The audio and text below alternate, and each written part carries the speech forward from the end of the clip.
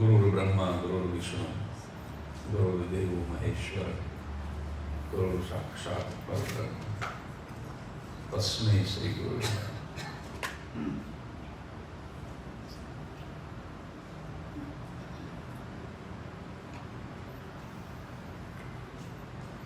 વધુ એક વખત આપ સૌનું આ કાર્યક્રમની અંદર હૃદયપૂર્વક સ્વાગત કરું છું. અને એક મને ભાઈએ યાદ કરાવ્યું, મને કે ઓલી કુવાડી કૂવામાં પડી ગઈ તો અધૂરું રહી ગયું, એટલે ત્યાંથી મારી વાત શરૂ કરું બીજા રાઉન્ડની. પછી જે કંઈ તમારી મોજ. ચંદ્રકાંતભાઈ અને હંસાબેને હાઈએસ્ટ ડોનેશન આપ્યું છે, એટલે ચંદ્રકાંત અને હંસાનું નામ લઈને એક જોક હું વર્ષોથી કરતો, એ પણ આજે કરીશ. એ બ્રાહ્મણના દીકરાને શું કુબુદ્ધિ બુજી કુહાડી વાળો. ભગવાને કીધું કે તું સોનામાં ન મોયો, ચાંદીમાં ન મોયો, તો તારી ઈમાનદારી ઉપર ખુશ થઈ તારી કુહાડી તો તને આપું છું, પણ સોનાની ને ચાંદીની બે તને ઇનામમાં આપું છું. પછી છોકરો મોટો થયો અને શું કુબુદ્ધિ બુજી લગ્ન કર્યું. અને એકવાર એની પત્નીને લઈને જતો હતો, ગોરાણી એટલે બ્રાહ્મણની પત્ની, ગોરાણીને લઈને જતો હતો અને ગોરાણી કૂવામાં પડી ગયા. વળી પાછો રોવા બેઠો બાબો.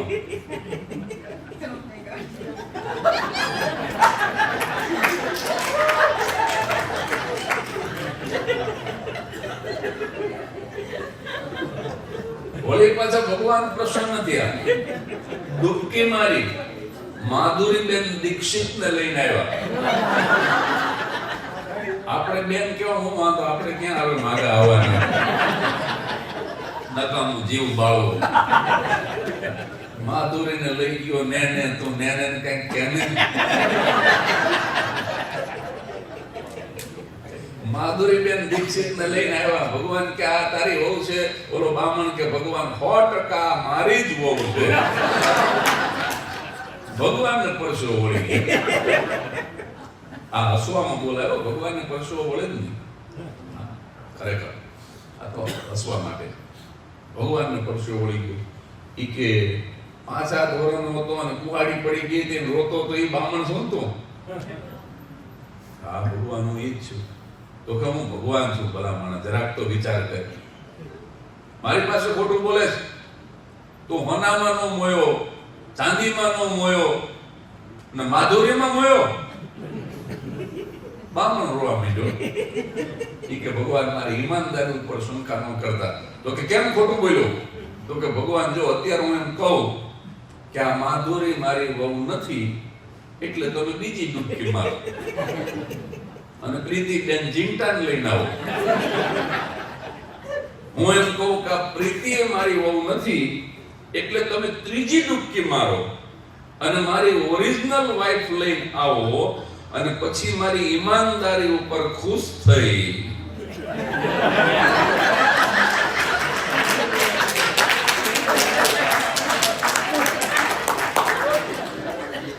ભગવાન મારી વહુ તો મને આપો, પણ માધુરી ને પ્રીતિ બે ઇનામમાં આપો.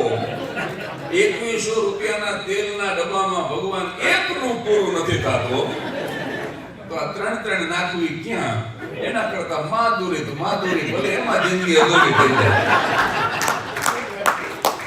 એટલે આપણને એમ લાગે કે માણસ રોંગ છે, પણ ઘણી વખત એની પીડા જુદી હોય. આપણને એમ લાગે કે આ કેમ માધુરીમાં આ પાડે, પણ એ બિચારો પીડાનો માર્યો, દુઃખનો માર્યો. કે આ 3 નું પૂરું ન થાય, એકનું નથી થતું, તો 3 નું ક્યાં? આ તરત જ આ ઓલા કિરીટભાઈ તો બોલી ગયા કે ભાઈ રાજના $100, પણ તરત રાજે નો કહી દીધું મનીષા નાખો, મનીષા નાખો.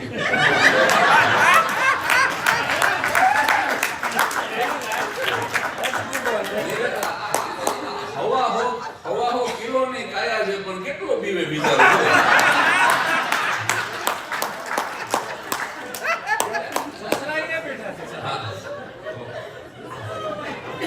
સસરાને પહેલેથી બાવલું ઝાલી લઈ આવ્યું. હજી કોઈ નહોતું આવ્યું ત્યાં એમના સસરાને રાજભાઈ લઈ આવ્યા. મને કે આમને બેહાડી દો. મેં કીધું કેમ? મને કે ઘરે જઈને મારે શાંતિથી હોવું હોય તો આમને બેહાડી.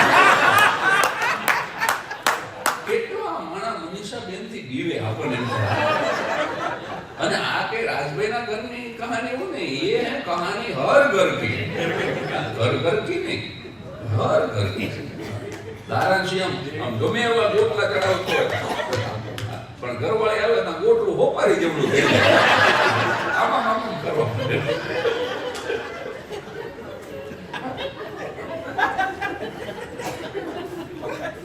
આ તત્વ એવું છે. પત્ની જો સમજદાર હોય ને સાહેબ તો ઘણો ફાયદો છે સાહેબ. અડધી રાત્રે પત્ની સમજદાર મળે, બધાને અહીંયા મળી છે જે આવ્યા છે બધાને સાહેબ. અડધી રાત્રે પાડોશીની આંખમાંથી નીંદર લઈ અને તમારી આંખમાં આંજી દે એનું નામ પત્ની. ખાલી કાજળ આંજણ જ આંજી એમ કે નહીં સાહેબ. તમને નીંદર ન આવતી હોય તો પાડોશીની નીંદર પત્ની લઈ લે. બોલ, પાડોશીની નીંદર. તમને એક્ઝામ્પલ આપવાનું તરત નહીં સમજાય. દાખલો આપો તો શીરાની જેમ ઉતરી જાય. એક ભાઈ સત્યનારાયણની કથા સાંભળવા ગયો ને, ચોખા ઘીનો શીરો આવ્યો, મોઢામાં પાણી આવ્યું, એને બીજી વખત ઝપટ કરી લેવાય. તે જમણો હાથ પાછળ જવા દીધો ને ડાબો લાંબો કર્યો, પણ નસીબનો નબળો એવો કે સામે શીરો ફૂટી ગયો ને પાછળ કૂતરું ઝપટ કરી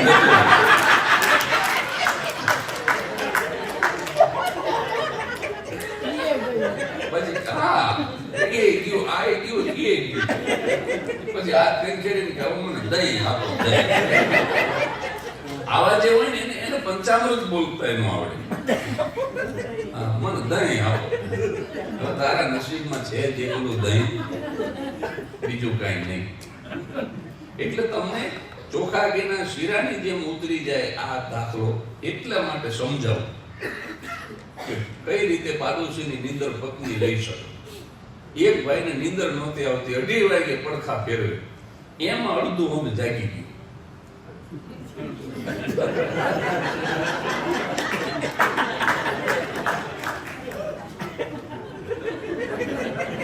અડધામાં સમજો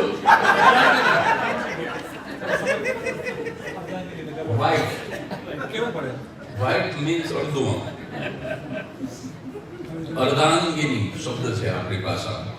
અર્ધાંગિની, અર્ધાંગિની એટલે અડધો અડધ ખાઈ નહીં, પણ પતિની મતિ જે અટકી જાય તો એ મતિને સારી ગતિ આપી શકે એનું નામ અર્ધાંગિની.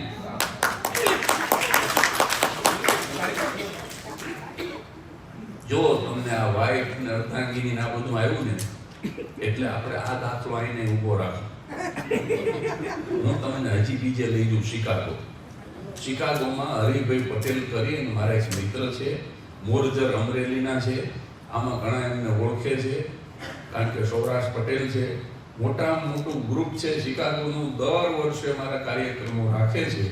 આ વર્ષે પણ સિનિયર સિટીઝન 1,500 છે એની પાસે, પોતાનું વેન્યુ છે.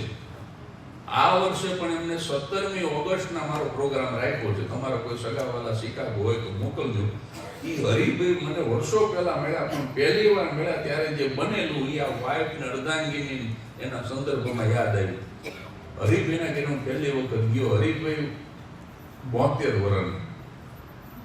હું આમ જેવો એની બાજુમાં જઈને બેઠો અને એમણે કાકીને બોલાવ્યા, હની. હું બેઠો એવો ઊભો થઈ ગયો. મેં કીધું આ 68 વર્ષની હની ક્યાંથી?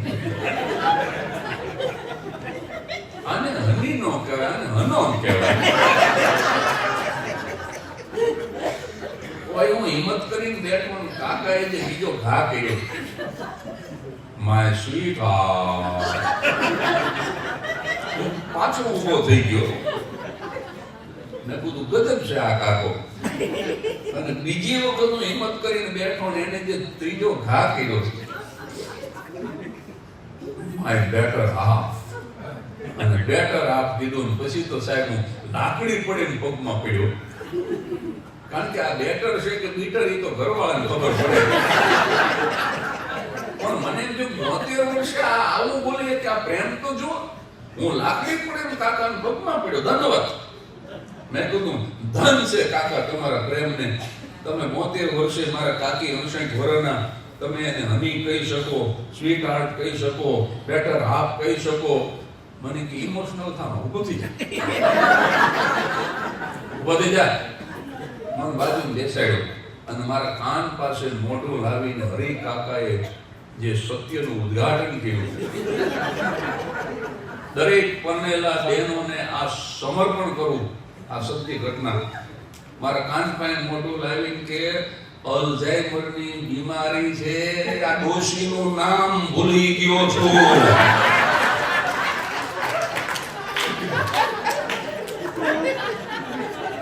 હવે અત્યારે એને કહું તારું નામ શું, તો રહોડામાંથી છૂટું વેલણ આવે. મને કે ઉડતી રકાબીની શોધ તારી કાકીએ જ કરી છે.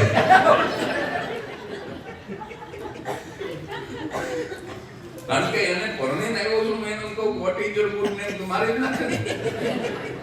તમે મને પરણવા આવ્યા તમે મારું નામ ભૂલી ગયા. એટલે મને કે જ્યાં સુધી નામ યાદ નહીં આવે ને ત્યાં સુધી હની હની. આ સુધી યાદ નહીં આવે તો નિશાળની મૂકીને માળિયામાં ચડીશ, અમારા જ લગ્નની કંકોત્રી કાઢીશ કે આ સવિતા હતી શાંતા. એટલે પરણેલા બહેનોને વિનંતી કરું છું, બહુ હની હની કરે તો હરખાશો નહીં. પહેલા એને પૂછજો મારું નામ બોલ. આ ઘણી વખત એવું બને કે તમારું નામ ભૂલી ગયું હોય.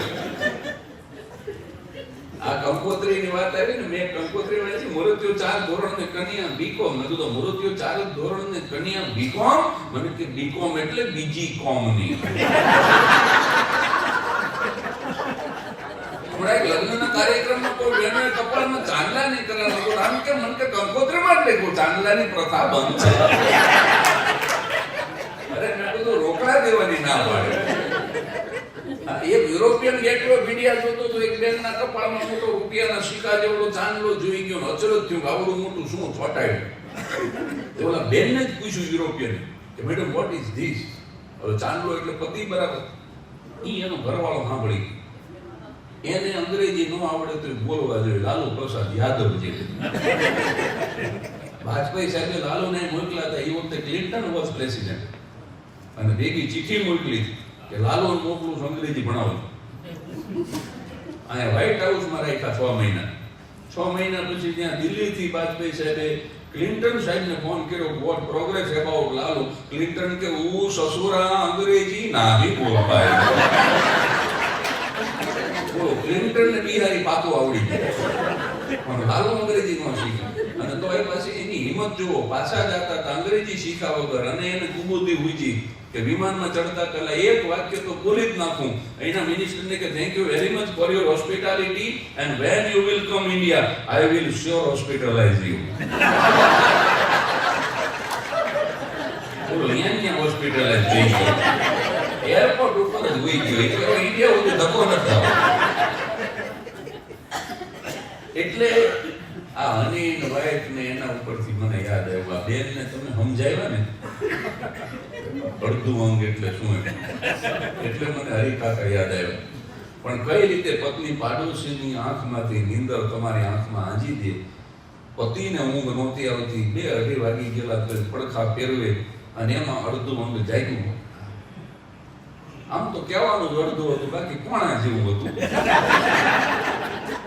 કારણ કે કોણો પલંગ એને રોક્યો હતો.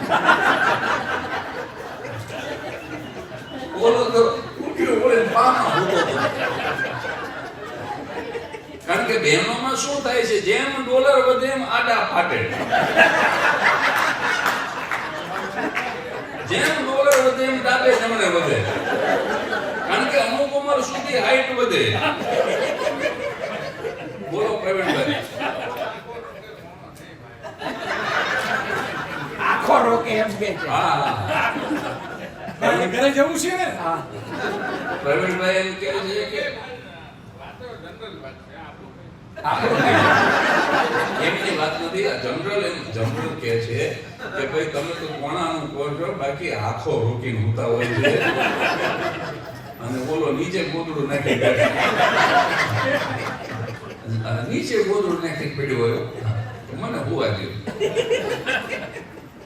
કારણ કે અમુક ઉંમર સુધી હાઈટ વધે, પછી હાઈટ તો વધે નહીં, પછી વધવું કેમ? કારણ કે મોદી સાહેબે એક શબ્દ પકડાવી દીધો, વિકાસ. હવે બહેનોને વિકાસ તો કરો એટલે પછી આમ ડાબે જમણે વિકાસ કરે. હવે આખું શરીર વધે એની અરે માથું તો કઈ વધે નહીં. આ ખોપરી મોટી ન થાય, શરીર જમાવટ લઈ જાય, માથું તો ઓરિજિનલ સાઈઝ નું જ રહે. એકદમ પાછળથી જુઓ ને તો મોટા માટલા ઉપર ઝીણકું ગુજારો ઢાંક્યું એમ હેરા જાતા. હમણાં એક બેન વજન કરવા ગયા, કાંટા વાળો ઉભો થઈ ગયો, બેન પગનો મૂકશો, પગનો. ઓલા બેન કે કેમ? તો તમારો ભણસાયો પડે છે ને એમાં 150 ગ્રામ દેખાય. ભણસાયામાં કાંટા હલવા માટે પોતે પ્રગટ થાય તો કાંટાનું શું થાય? ઓલા બેન હેઠે પગ લઈ લીધા, બહુ દાન કર્યા. અત્યાર સુધી ખુરશી પગ હતા પણ હવે તો મોકળા મૂકી દેવા. એ કે હવે તેલ લેવાઈ ગયું, હવે ઢીકણ ભલે દુખતા, હવે દાંત કાઢી લેવા. ગયા વર્ષે નહોતા આવ્યા, આ વર્ષે એમના હસબન્ડે કીધું કે ખાસ આવજો, તને મજા આવશે.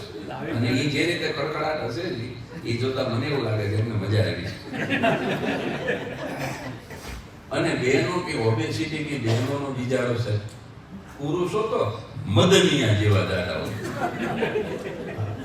પુરુષો તો બહેનો કરતા જાડા હોય. લુગડામાં તમે આમ કરો પણ આ નથી તમારા ભાઈ રમેશભાઈ લેવાના. દુબળો કહેવાય આને. એમ નહીં, મને મારા કપડા હવે મારે નહોતું બોલવું પણ ભગવાનના સોગંદ થઈને કહું, આ જોક નથી. મને કે તમારા કપડાની ઇસ્ત્રી હું કરીશ. મેં કીધું કાંઈ વાંધો નહીં, મારે કરવી મીઠી. સાહેબ નવું પાટલું. હું એકે આવ્યો, રોવા જેવા થઈને બેઠેલા. મેં કહું કેમ રમેશભાઈ રોવા જેવા થઈ ગયા? કીધું હંસાબેન માર્યા શું? મને કે હંસાની તાકાત છે આંગળી અડાડી. તો મેં કહું કેમ જળજળી આવી ગયા? મને કે આ તમારું નવું સૂટનું પાટલું અને ઇસ્ત્રી માથે રહી ગઈ. ફોન આવ્યો ને એમાં હું ગયો, જય ભગવાન. મેં કીધું કાંઈ વાંધો નહીં રમેશભાઈ, એવા મારે 2 પાટલું છે. મને કે એ તો મને ખબર છે, બીજામાંથી કપડું કાપીને આમાં થીગડું કરી નાખ્યું. મારે 2 ટાળ્યા બોલો. હું આ નથી પહેરતો, આજે મારે નવો અખતરો કરવો પડ્યો. સિમ્પલ પેન્ટ શર્ટ ઉપર કોટી પહેરી જો, કારણ કે ઓલા બે ગયા. આવું બેનું નથી. પણ આ તો મારા મિત્ર છે, એના ઘરે મિત્રો છે એટલે આનંદ કરું છું. પણ પુરુષો ઘણા જાડા હોય છે, પુષ્કળ જાડા હોય, લુગડામાં હમાતા હોય. આપણને એમ થાય કે હંસા ઉપર કોવડાવીને સીવું હોય છે પાછું. ખરેખર એવા ખા કરતા હાલવા નીકળે. કેન્સરની વાદળી વાત બૂટ પહેર્યા હોય, પાછો ચડો પહેર્યો.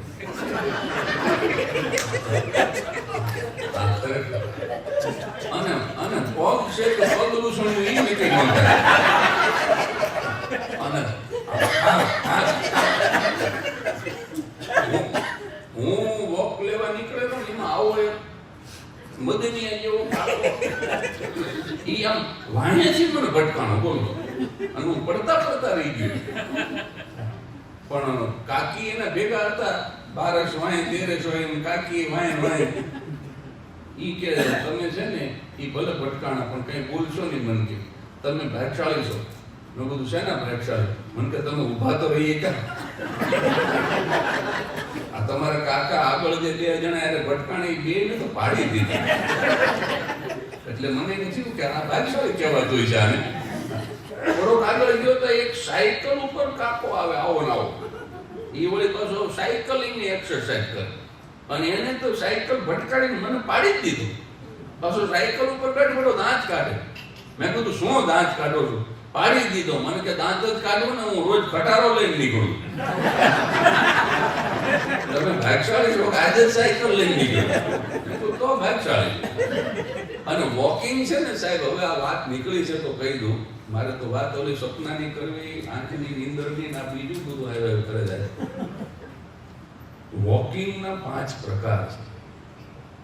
તમે રાજી ખુશીથી ચાલવા નીકળો, એ મોર્નિંગ વોક. પણ કાર્ડિયોલોજિસ્ટ તમારો કાર્ડિયોગ્રામ કાઢી ECG અને પછી એમ કહે કે હવે જો તમે હાલશો નહીં તો તમે ગોટો વળી જશો, ગુજરી જશો, આમ કે પછી ચડો શીવડાવે ને એ વોર્નિંગ વોક, કારણ કે દીકરો મારો દીકરો. પછી પતિને જરૂર હોય ને પત્નીને જરાય હાલવાની જરૂર ન હોય, પણ એ બિચારી લાગણીથી હાલે, સિમેટ્રિકલ હોય બેન. પણ એમ કે આ ગોળધન જાય છે ભેગી હું જઉં, એટલે જરૂર ન હોય છતાં હાલે, એને કહેવાય ડાર્લિંગ વોક. અને પોતે મમરાની ગુણ જેવો હોય અને કોઈ સરસ મજાનો સિમેટ્રિકલ આમ સિક્સ પેક બોડી હોય ને એકદમ પોતે રાજી ખુશીથી હાલતો હોય ને કોઈ પણ જાતની ચરબી ન હોય ને પરસેવે રેપજે ને ઓલા ભૂંગળા ભરાવેલા હોય ને મ્યુઝિક સાંભળતો જાતો હોય ને એવો કોઈ સરસ આ મમરાની ગુણ જોઈ જાય ને એવા કોઈ સારા માણસને, સરસ શરીરવાળાને, અને પછી આ ગુણ જે બળતરા કરતા કરતા હાલે ને એને બર્નિંગ વોક. મને ભગવાને આવો કેમ નહીં કહ્યું, પણ કઈ ધ્યાન ન રાખ્યું, નહીં તો તું એના જેવો જ હતો. અને છેલ્લું વોક છે ને એ બહેનોને લાગુ નથી પડતું, પણ અમને ભાઈઓને લાગુ પડે. કોઈ હારું માણા હાલતું હોય અને એને જોઈને રસ્તો બદલી નાખે, એને કહેવાય ટર્નિંગ વોક. ઓલી જે બાજુ હાલતી હોય અહીંયા આડો ફાટે, આમ જાતો હોય ને આમ નીકળે, એને ટર્નિંગ વોક કહેવાય છે. પણ હવે જે માંગેલી વાત છે એ હું પૂરી કરું. ઊંઘ નહોતી આવતી, અડધું ઊંઘ જાગી ગયું અને સાહેબ પલાઠી વાળીને બેસી ગયો. જો પત્ની આવી સમજદાર હોય તો પાડોશીની આંખમાંથી નીંદર લઈ લે. પલાઠી વાળીને રાત્રે 2:30 વાગે બેસી ગઈ. હાવ સાચું કહેજો, તમને કંઈક ચિંતા છે, કેમ સૂતા નથી? બોલો કે હવે તમને બૈરાને ન સમજાય, અમારે પુરુષોની વાતો તમે ભૂલી જાય. અરે નો કહો તો આપણા ચકોડિયાના હમ, આપણા દીકરાના હમ. હાવ સાચું કહો, તમને શું ચિંતા? અને હમ દીધા છોકરાના. પછી ભાઈ હયું ખોલ્યું છે ભાઈ, ઈ કે આ બાજુવાળા કાંતિલાલ છે ને એની પાસેથી 5,000 રૂપિયા લઈ આવ્યો છું, તને ખબર નથી? અને દિવાળી આપી દેવાનો વાયદો કર્યો છે. હવે દિવાળીની 3 દિનની વાર છે અને 5,000 રૂપિયા આપી કોઈ નથી ને એટલે નીંદર નથી આવતી. લ્યો આ તમને મારે આ બધું કેવું, આ હમ દીધા એટલે રાતે 2 વાગે આ પેટ ખોલ્યું છે. બોલી કે બસ 5,000 રૂપિયામાં લાખ રૂપિયાની નીંદર ઝેર કરી નાખી. રાતે 2:30 વાગે ઊભી થયો, બેડરૂમમાંથી બહાર નીકળીને કાંતિલાલનું ઘર બાજુમાં એની વિન્ડો જે પડે એની સામેની વિન્ડો એના ઘરની ખોલી રાતે 2:30 વાગે. અને 2:30 વાગે હાથ પાડ્યો, કાંતિલાલ, એ કાંતિલાલ. તા તો કાંતિઓ આવ્યો, આટલું છોડતો નાઇટ ડ્રેસમાં. અત્યારે 2:30 વાગે હું ઈ બેની બારી આવ્યો, તમારા ભાઈ પાસે 5,000 રૂપિયા માંગો છો? હા માંગુ છું ને, રોકડા આપ્યા છે. કેમ? આ દિવાળીએ દેવાના એવો વાયદો કર્યો છે. હા દિવાળીએ દેવા જ પડે ને, હાતમ આઠમમાં આપ્યા છે. દિવાળી સુધીનો વાયદો હતો, 3 દી પછી દેવાના. 1 રૂપિયો નથી દેવો, તમારે ખાલી કરી લેજો. એમ કહીને બારી બંધ કરી, ધાડ ગઈ અને આવી બેડરૂમમાં. અને એના ઘરવાળાને કે ટેસ્ટથી હોઈ જાવ, અવાજથી કાંતિઓ જાગશે. એના ઘરવાળાને બોલાવી દીધો ને કાંતિલાલની નીંદર ઝેર કરી નાખી. સાહેબ આવી સમજદાર જો પત્ની હોય ને તો પાડોશીની આંખમાંથી નીંદર લઈ અને આંગણની જેમ પોતાના ધણીની આંખમાં આંજી દે. સાહેબ આ મેં તમને કીધું ને, હું મારે તો આ ફોર્મેટમાં જ બોલવાનું છે, એટલે હું તમને જોક્સના ફોર્મેટમાં કહું છું. પણ ખરેખર મેં તમને કીધું ને, પતિની ચિંતાને એની મતિ જ્યાં અટકી જાય ત્યાંથી એની ચિંતાને દૂર કરી અને મતિને સારી ગતિ આપી શકે, એનું નામ પત્ની, એનું નામ અર્ધાંગી. એટલે આ તો મારે તમને હસતા હસાવતા હું તમને ગંભીર પ્રવચન કરું, તમે કથામાં બેઠા એવું લાગે. એટલે મારે તો આજ સ્વરૂપમાં હસતા હસાવતા જ મારે તમને કહેવું પડે. પણ ચંદ્રકાંત અને હંસા પાછા લઈ લેજો પૈસા. ના, પૈસા પાછા નહીં લે, મને ભરોસો.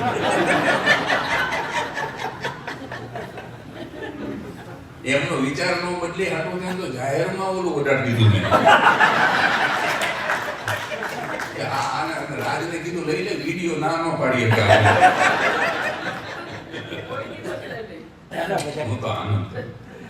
સાહેબ દેવાવાળાનો બદલે દેવાવાળાનો વિચાર બદલે ને તો સાહેબ એ રકમ વધારવા માટે બદલે ઘટાડવા માટે ક્યારેય ન બદલે.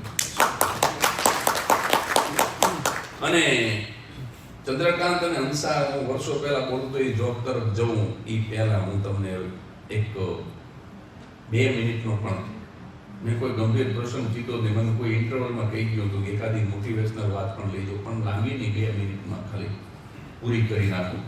કારણ કે બહુ તમે લાડવા ખાઓ પછી મોઢું ભાંગી જાય ને એટલે એકાદું તમારે શાકનું થોડું મોઢામાં મૂકવું કાં દાળનો હબડકો લેવો પડે, પછી પાછું લાડવા ઉપર આક્રમણ કરે. એમ આપણે દાંત તો કાઢ્યા ઘણા, એટલે 2 મિનિટ ખાલી આપો મને. રાત્રે 2:30 વાગે આવી જ રીતે એક પુરુષને ઊંઘ નહોતી આવતી. પ્રવીણભાઈ અહીંયા એક પાછો જુદો કાર્યક્રમ હાલે છે. તમારે બધાને આગળ બેસવાનું હતું, તમે થોડા ખોટા વાહે બેસી ગઈ.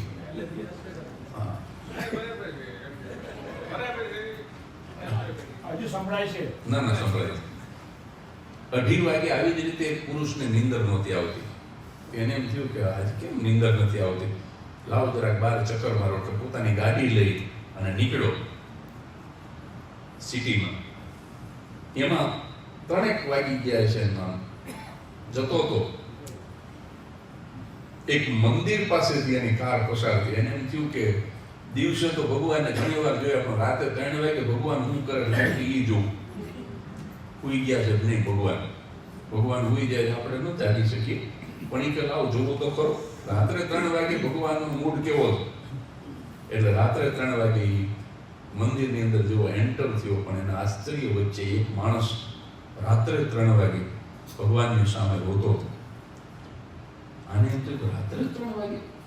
એની પાછળ જેમ શાંતિથી ઊભો રહ્યો તો રડતા રડતા પેલો માણસ ભગવાનને એમ કહેતો હતો, હે ભગવાન, હે અખિલ બ્રહ્માંડના અધિપતિ, જો તું ખરેખર હોય આ દુનિયામાં અને મારો અવાજ જો તું સાંભળતો હોય તો રોતા રોતા અશ્રુ નીકળતી આંખે હું તને પ્રાર્થના કરવા આવ્યો છું.